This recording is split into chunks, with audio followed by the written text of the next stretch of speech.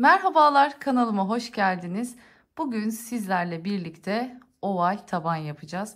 O kadar uzun zamandır geliyordu ki oval taban videosu isteği. Ben de hazır bu çantamda oval taban varken hemen göstermek istedim. Bakın benim 6 sıra bu şekilde bir tabana ihtiyacım vardı. O yüzden ben 6 sırada bitirdim. Ama bu videomun içinde nasıl devam edebileceğiniz, nasıl ilerleyeceğiniz, oval tabanın sırrı ne? Yani bu şekilde oval olmasının, arttırmaları farklı yerlere koymamızın amacı ne? Yine istediğimiz uzunlukta, istediğimiz ende oval taban hazırlamak istediğimizde başlangıcı nasıl belirlemeliyiz? Bunların tamamının cevabını bulabileceğiniz bir video hazırladım sizler için. Ben çantama spiral şekilde devam edeceğim için bitirmedim ama nasıl bitirdiğimi de videoda anlattım.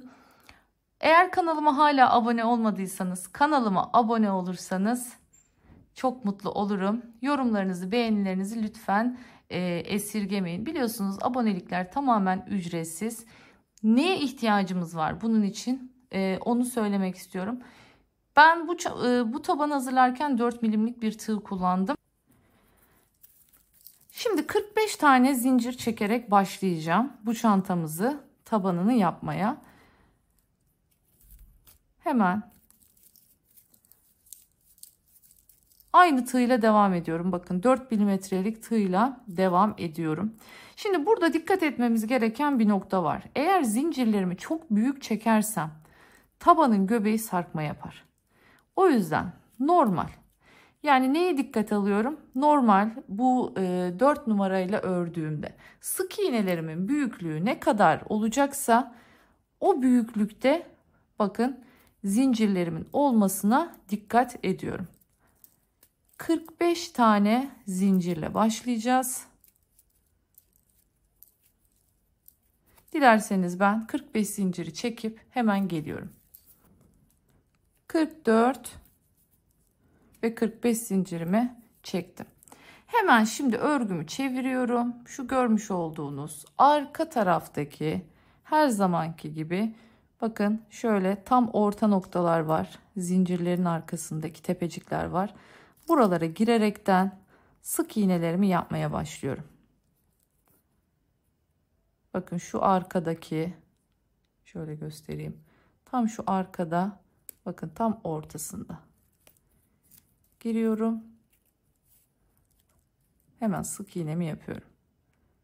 İlk başta buralara tığımız da büyük olduğu için biraz zorlanabilirsiniz. Tırnağınızla şöyle bir yardım alabilirsiniz burayı açtırmak için.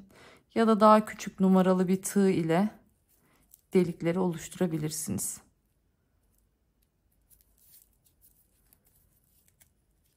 Evet, bu şekilde sık iğnelerimizi yaparaktan hemen sıranın sonuna kadar dolaşıyorum, geliyorum ve daha sonra tam köşeye geldiğimde yani buraya geldiğimizde köşe arttırmasıyla devam edeceğiz. Evet, geldim sıra sonuna. Bakın en son boşluğumuza zincirimizin içine bir taneyi yaptık. Şimdi aynı yere 2 tane daha yapacağım. Bu ikinci.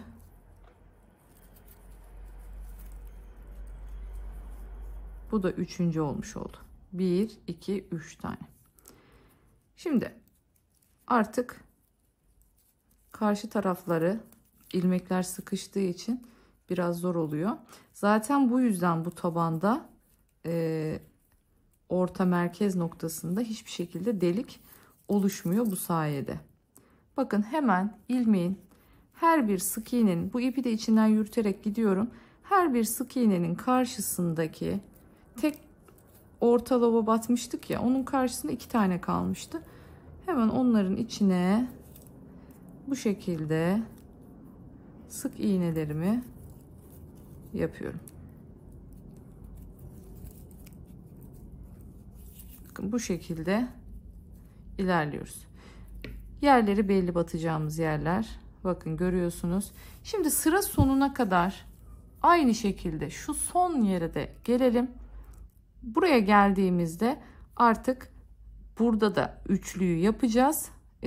Göstereceğim şimdi size. Hemen artık ondan sonra üst sıraya dolaşmaya başlayacağız. Evet, geldik şimdi sıra sonuna. Bakın şöyle göstereyim. İlk başta battığımız, ilk sık iğnemizi yaptığımız yer. Şimdi buraya geliyorum. Bakın bu şu yükseklik için çekmiş olduğumuz zincir. Geldim. Şimdi buraya hemen bir tane sık iğnemi yaptım. Şimdi burası ne oldu? Bakın görüyorsunuz. Şurada görmüş olduğunuz, şu ilk yapmış olduğum haliyle burada bir zincir var ya. Şimdi bunun üzerine, aynı deliğin içine bir tane daha, bakın sık iğne yaptığımda bunun üstüne gelecek. Bakın görüyorsunuz. Şimdi burayı da aynı mantıkta üçlemiş olduk. Şimdi aldım bütün işaretleyicilerimi. Bakın bu birinci. Görüyorsunuz. Karıştırmamanız için. Şimdi hepsini işaretleyiciyle gideceğim. İyice anlaşılsın istiyorum. Oval taban. Bakın bu köşedeki şimdi yaptığım 2, aynı yere 2 tane yaptım burada. Bir de ilk başladığımda yapmış olduğum, bakın şuradaki ilk var. Yani böylece toplam 3 tane olmuş oluyor. Bunu da işaretleyeceğim. Taktım, bakın. Burada 3 tane. Aynı mantık burada da geçerli. Tam köşeye yapmış olduğum. Bakın bu birinci.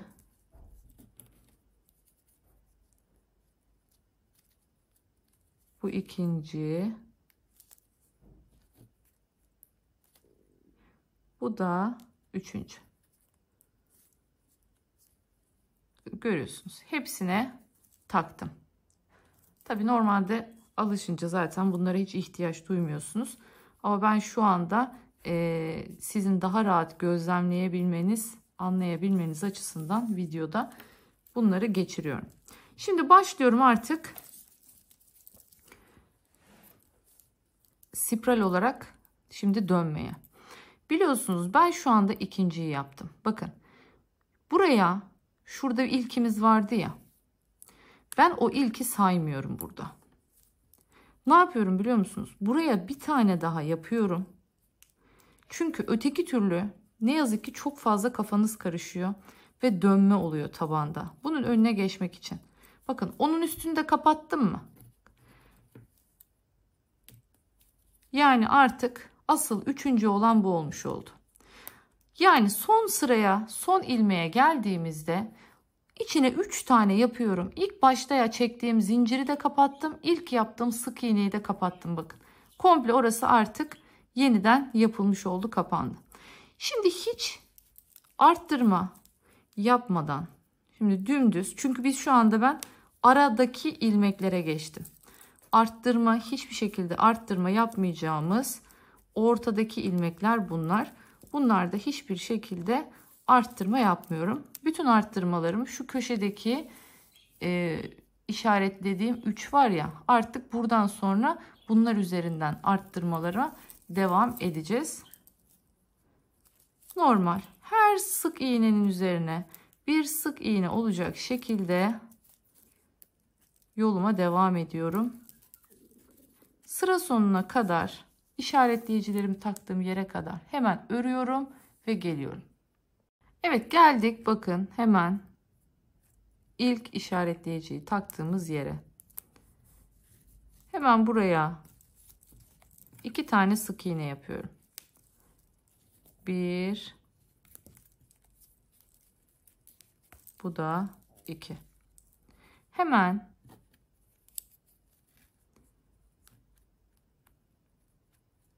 ikinciye,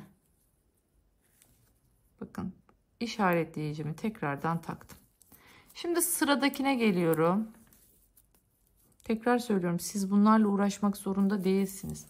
Çift yerler zaten belli oluyor. Ben videoda daha iyi anlaşılması açısından bunları takıyorum. Bakın yine 1, 2. 2 tane hemen sık iğnemi yaptım. Yine işaretleyicimi bakın ikincisine takıyorum. Aynı şekilde bakın şimdi üçüncüsüne geçtim. Hemen 1 2. Ne yaptım? Yine ikincisine taktım. Şimdi normal yoluma devam ediyorum. Her sık iğnenin üzerine bir sık iğne olacak şekilde örmeye devam edeceğim. Şimdi buraya geldiğimizde bakın burası da aynı şekilde. Bu ilk başladığımız yer. Bunu unutmayın. Hatta şunu yapabilirsiniz. Gerçi sayıyı sayınca belli oluyor ama eğer ben karıştırıyorum, yeni başladım diyorsanız ilk başladığınız yere ekstradan bir işaret ipi koyabilirsiniz. Hani o da aklınızda bulunsun. Şimdi buraya yaptığım arttırmanın aynısını buraya da yapıyorum. Yine aynı şekilde çiftlerin ikinci ilmeklerine işaretleyicilerimi takıyorum. Tekrardan dönüp dolaşıp bakın şöyle kodlayalım hatta. Burası pembe mavi grubu, burası turuncu kırmızı grubu. Şimdi turuncu kırmızı grubunu yaptım. Dönüp dolaşıyorum. Pembe mavi grubunu yapacağım. Buradakinin aynısını burada yapacağım. Sonra tekrardan kırmızı grubuna geldiğimde sıradaki arttırmayı hemen göstereceğim. Evet, şimdi geldik. Bakın işaretleyicilerimizi taktığımız noktaya. Şimdi ikincilere takmıştık hatırlarsanız. İkincilere niye taktım? Şunu söyleyeyim. Çünkü birincilerin içine bu sefer çift yapacağız. O yüzden artık ondan sonra işaretleyicimi hep ilk ilmeğe tutturacağım ki çünkü bunu bir üçlü grup gibi düşünürsek hep grupların başı belli olsun diye. Şimdi hatırlarsanız bir önceki sırada hepsini çift yapmıştık. Şimdi bu sırada bir çift bir tek yapacağız. Bakın birinci olan ilmeğin içine çift yapacağız. Ama bakın çiftimi yapmadan önce ilk ilmeği yapar yapmaz. Bakın çıkarttım. Artık ilmek tutturucularımı hep ilk ilmeğe takacağım. Evet. Şimdi çift yapacaktık hatırlarsanız. Birincisini yaptım. Bakın bu oval taban tarifi gerçekten çok güzel bir taban tarifi.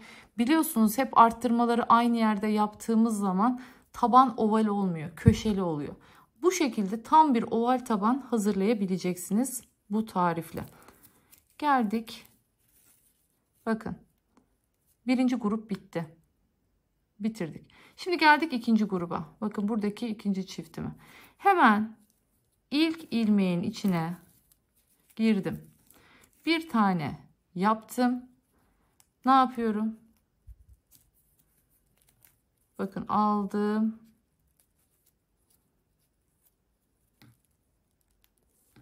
İşaretleyicimi taktım. Ne dedik? Her grubun ilk ilmeğine takacağız bundan sonra işaretleyicimize. Bir tane yapmıştım. Aynı boşluğa bir tane daha yapıyorum. Ve birinci çiftimi yapmış oldum. Yanındaki ilmeğe tek batıyorum. Geldik şimdi buraya. Üçüncü gruptayız. Birinci ilmeğimi yaptım. Hemen bakın işaretleyicimi buraya takıyorum. Şaşırmamak için ilk ilmeğe hemen geçirin, her zaman grupların başı belli olsun. Tekrar söylüyorum. Oval tabanda üçlü grup şeklinde örüyoruz. Buraya birini yapmıştım. İkincisini de yaptım. Bakın aynı noktaya çift oldu. Geldik. Bu tek oldu. Şimdi ne yaptık bir hatırlayalım tekrardan. İlk sırada aynı yere zaten köşeye hatırlarsanız 3 tane batmıştık. Yani 1, 1, 1. Sonra ikinci sıraya geldiğimizde her birini çift battık. Değil mi? 2, 2, 2 oldu. Sonra 3. sıraya geldiğimizde ise ne yaptık? Çift tek, çift tek, çift tek yaptık ve her çift, bakın şu çiftin başına ne yaptık? İşaretleyicilerimizi taktık. Şimdi biliyorsunuz ne demiştik? Kırmızıyı göstereceğim. Burayı kendim yapacağım. Aynı mantığı burada yapacağım. Çift, bakın işaretleyicilerim ikincisinde, hatırlarsanız dediğim gibi başlaması kolay olsun diyeydi. Sakın aklınızı karıştırmasın. Bundan sonra hep ilk ilmeğe takacağız. Sadece ilk sırada, yani şu ilk çiftleri yaptığım yerde ikinciye taktım ki şu ilkini yaparken işaretleyicimi rahat bir şekilde alıp oraya geçirebileyim diye. Şimdi geldik pembe mavi tarafa. Bakın buradan dümdüz örüp geleceğim şimdi. Bu pembe mavi tarafı kendim yapacağım. Buranın tarifi buranın aynısı olduğu için. Buraları kes. Neden burayı kendim yapıyorum? Çünkü buradaki işlemin aynısını yapacağım. Burayı kendim yapıyorum. Dönüp geliyorum. Tekrar kırmızılı tarafa döndüğümüzde 3. sıranın arttırma sayılarını vereceğim. Evet, bakın geldim yine işaretleyicimin olduğu yere. Ne demiştik? 3 bölmeye ayırmıştık burayı. Bu 3 her bölmenin başlangıcında işaretleyicimiz vardı. Şimdi geldik artık 3. arttırma sırasına. Bir önceki sırada bir çift bir tek yapmıştık. Şimdi bu sıramızda 2 tane tek bir çift yapacağız. İşaretleyicimi çıkartıyorum. 1, bakın hemen buradan sonra çok karışmaya başlar. Bakın şimdiye kadar karışmazdı ama buradan sonra çok karışmaya başlar. O yüzden mutlaka işaretleyicinizi takın ilkine. Bir tek, bakın bu da tek. Şimdi çift. Aynı deliğin içine 2 tane sık iğne yapınca buna çift diyoruz. Şimdi bakın birinci grup bitti. Geldik ikinci gruba. Yine bir, bakın hiç unutmadan hemen başlangıçtaki ilk sık iğneme takıyorum. Birinci tekimi yaptım. İkinci tekimi yaptım. Şimdi çiftteyim. Aynı yere bir daha girdim. Bakın burayı çiftlemiş oldum. Tekrardan başlıyorum. 3. gruptayım. Bir tek. Hemen unutmadan işaretleyicimi takıyorum. Geldik. 2 tek. Şimdi neredeyim? Çiftteyim. Şimdi hemen 1 2. Aynı deliğe 2 tane battım ve çiftledim. Bakın bu şekilde şimdi buradaki köşe dönüşümüzü sağlamış olduk. Bakın görüyorsunuz yuvarlaklık hiç bozulmuyor. Hiç köşelenme yok. Devam ediyorum. Ne yaptık? 2 tek bir çift yaptık. Aynı şekilde dolaşıp geliyorum. 2 tek bir çifti buraya yapıyorum. Tekrar kırmızılı bölüme geldiğimde hangi sayıdan devam edeceğiz? Nasıl arttırma yapacağız? Hemen göstereceğim. Evet, geldik tekrardan, bakın arttırma yapacağımız yere. İlk ilmek tutturucumun olduğu yer, bakın ikinci arası, yani burası birinci grubumuzdu. Şimdi bu gruba ne yapacağız? Önce bir tek yapıyorum. Bir tekimi yapar yapmaz işaretleyicimi hemen unutmadan takıyorum. Bakın bu benim hep birinci grubumun başı. Taktım. Şimdi yanına bir çift yapıyorum. 1 2. Şimdi yanına tekrar 2 tane tek yapıyorum. Yani ne yapmış olduk? Bir tek bir çift 2 tek. Bir tek bir çift 2 tek şeklinde yapmış olduk.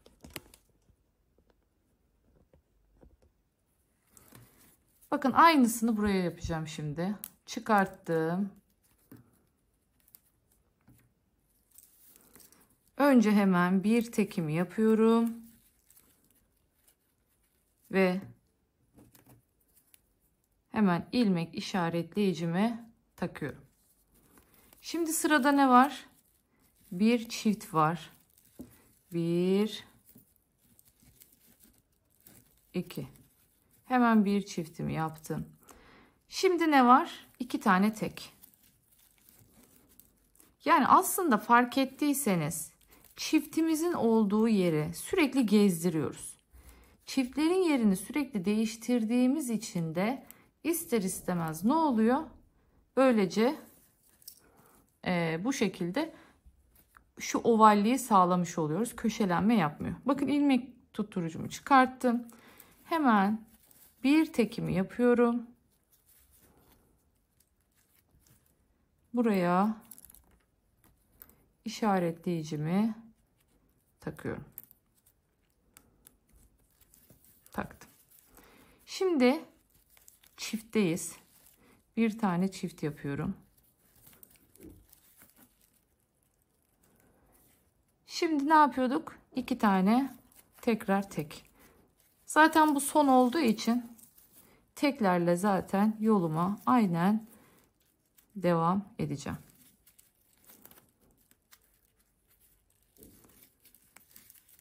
Yani bu sırada ne yapmış olduk? Bir tek, bir çift, iki tek. Bir tek, bir çift, iki tek. Bir tek, bir çift, iki tek.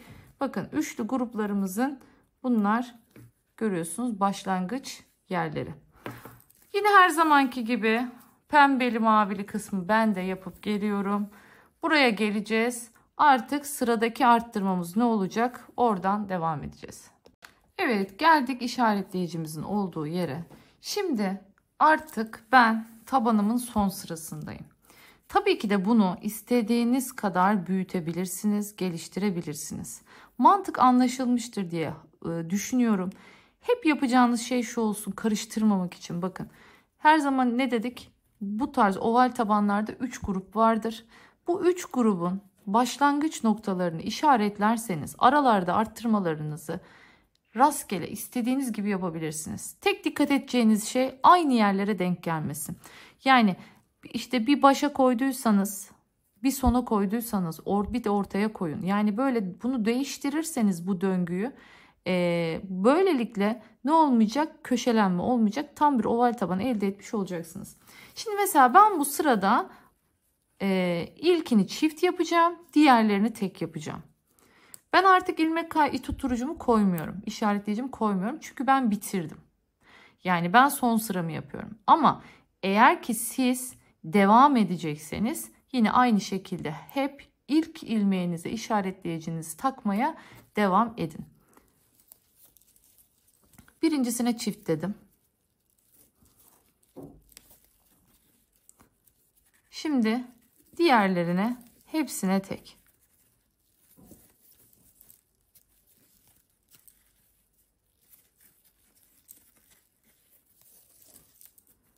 Ben oval tabanda eğer ki arttırmalarınızı hep aynı yere yapmayacaksanız, ya benim için önemli değil, köşeli oluversin, ben hep aynı yere yaparım diyorsanız gerek yok. Ama bu şekilde farklı noktalara koyacaksanız o zaman mutlaka işaretleyici kullanmanızı tavsiye ederim. Dikdörtgende zaten biliyorsunuz hiçbir şekilde gerek kalmıyor.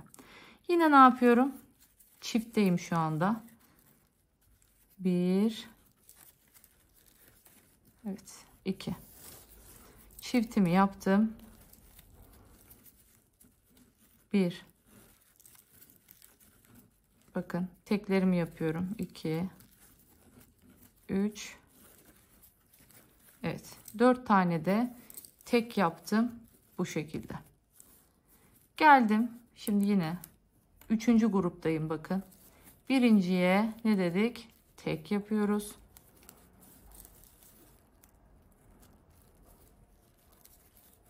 Bazen biz üçlü grup yaptık ama bunu dörtlü grup yapan da var.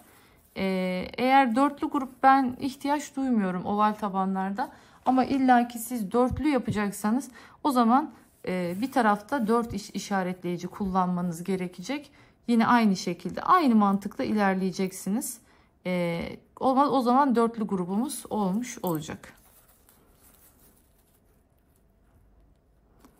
Bakın burada artık çiftimizi yapmıştık. Bundan sonrakiler tek bir şekilde devam ediyoruz.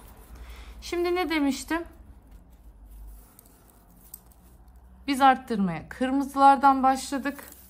Sonra bunları yapıyoruz. O zaman şimdi buraya geldim ya. Tabanımı eğer bitireceksem, ben bitirmeyeceğim. Şu anda dümdüz yoluma devam edeceğim. Çünkü bunun devamında yukarı doğru çanta gidecek. O yüzden spirale hep devam edeceğim. Ama diyelim ki siz tabanı bitireceksiniz. Bu tabanı nerede bitirmemiz gerekiyor? Hemen onu da göstereyim. Bakın.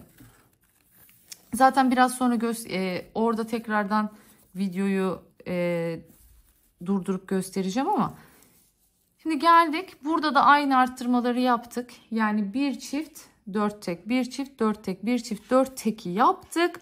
Orada artık ne yapıyoruz? Bitiriyoruz. Yani oval tabanlarda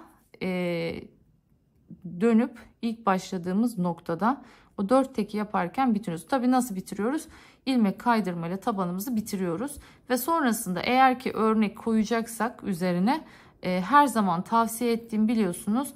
Mutlaka yan kenar ortadan örneğinizi sonradan koymaya başlayabilirsiniz. Ama dediğim gibi eğer spiral olarak örmeye devam edecekseniz zaten herhangi bir şey yok. Dümdüz istediğiniz boya gelene kadar yola devam. Bakın bu şekilde. Şimdi ben dediğim gibi buradaki arttırmaları da yapayım. Nasıl bitiriyoruz tekrardan bir göstereyim. Ondan sonra siz dediğim gibi bunu istediğiniz gibi büyütüp küçültebilirsiniz. Başlangıç zincirini dediğim gibi ben bunu kullanacağım çanta için 45 zincir tuttum. Ama sizin taban ölçünüz neyse, nasıl yapmak istiyorsanız o ölçüdeki bir zincirle başlayabilirsiniz.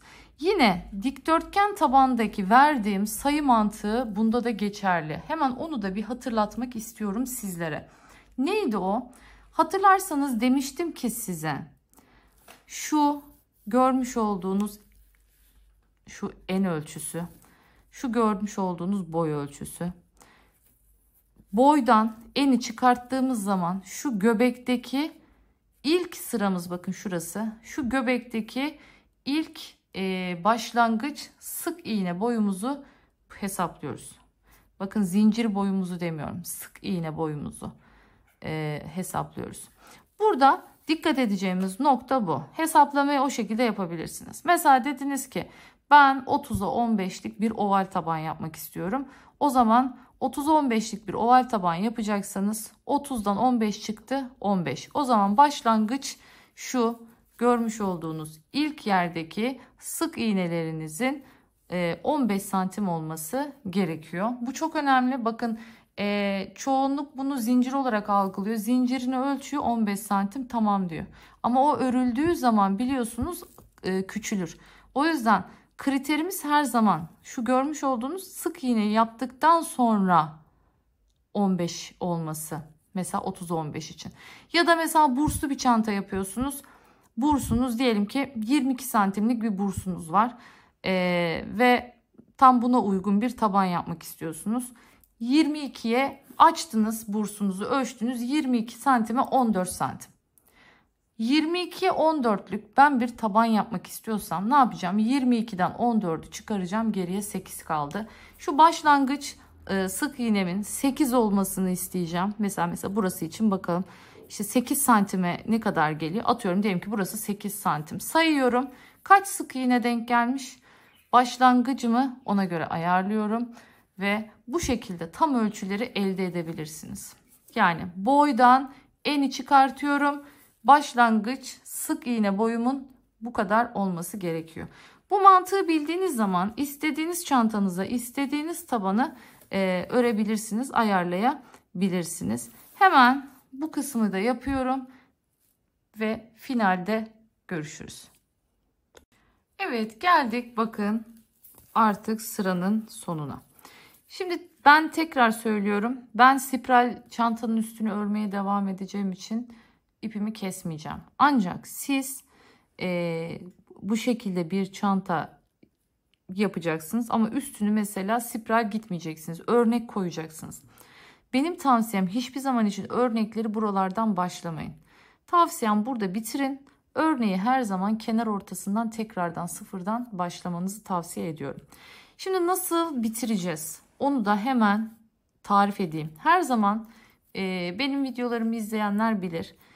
Ben ipimi keserim ve bitirişlerimi hep iğneyle yaparım. Şimdi bunu size artık tarif etmek durumunda kalacağım. Ben çünkü bunu kesmediğim için. Ne yapıyorum? İpimi kestim, ilmeğimi çıkarttım. İğneye geçirdim. İğneye geçirdikten sonra bakın hemen yanındakine değil. Bir sonraki ilmeğe gidiyorum. İğnemle içinden geçiyorum.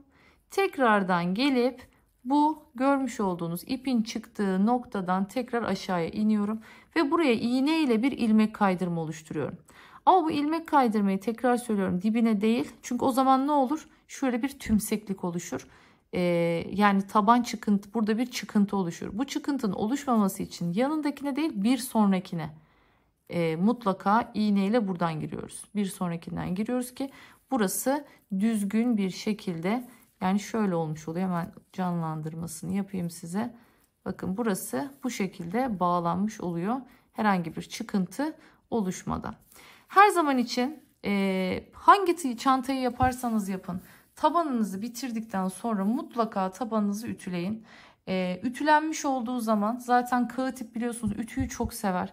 Çantalarınızı da mutlaka ütüleyin. Hemen bakın bu çanta, bunu böyle koydunuz ama mutlaka tersinden. Yüzünden ütüleyecekseniz de bir bez koyun üzerine. O şekilde ütüleyin ama tersinden rahatlıkla ütüleyebilirsiniz. Güzelce ütüyü bastınız, zaten o buharla beraber kalıp gibi dümdüz olacak. O yüzden çok fazla tabanlarda yaşadığınız aksilikler canınızı sıkmasın diyorum. Bakın böyle son derece düzgün. Bakın kenarı hattını görüyorsunuz. Tamamen bir oval taban hazırlamış olduk. Umarım faydalı bir video olmuştur. Uzun zamandır oval tabanla ilgili çok fazla video isteği almıştım. Buradan da onlara cevap niteliğinde olmuş oldu diye düşünüyorum. Buraya kadar beni sabırla dinlediğiniz için hepinize çok teşekkür ediyorum. Bir başka videomda daha görüşmek dileğiyle. Kendinize çok iyi bakın. Hoşça kalın.